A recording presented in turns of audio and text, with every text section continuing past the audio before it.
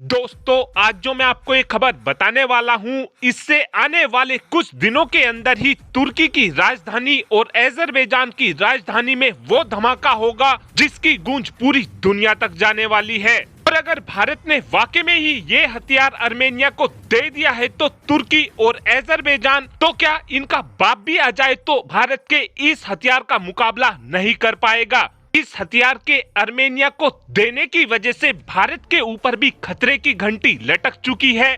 तो जैसा कि आप सभी जानते हो कि इस समय भारत दुनिया का सबसे शक्तिशाली डिफेंस सिस्टम बनाने में लगा हुआ है और इतनी लंबी दूरी के डिफेंस सिस्टम आज तक ना तो अमेरिका बना पाया है और ना ही रशिया इस तरीके के डिफेंस सिस्टम बना पाया है।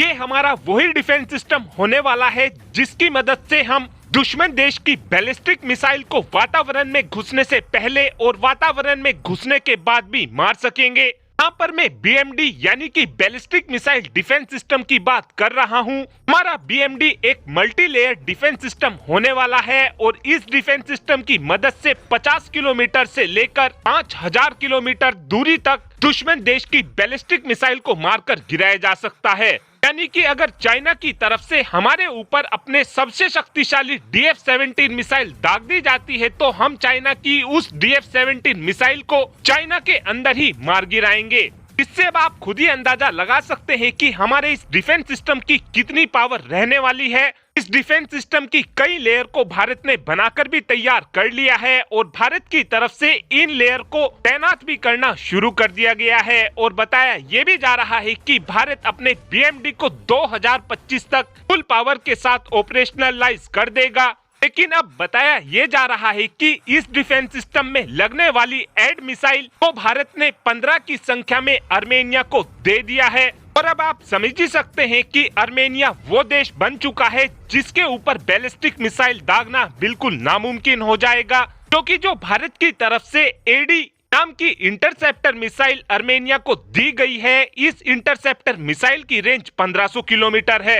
यानी अजरबैजान की तो आप बात ही छोड़ दीजिए, अगर तुर्की की तरफ से भी आर्मेनिया के ऊपर कोई भी बैलिस्टिक मिसाइल दाग दी जाती है तो आर्मेनिया तुर्की की उस बैलिस्टिक मिसाइल को तुर्की के अंदर ही मार गिराएगा।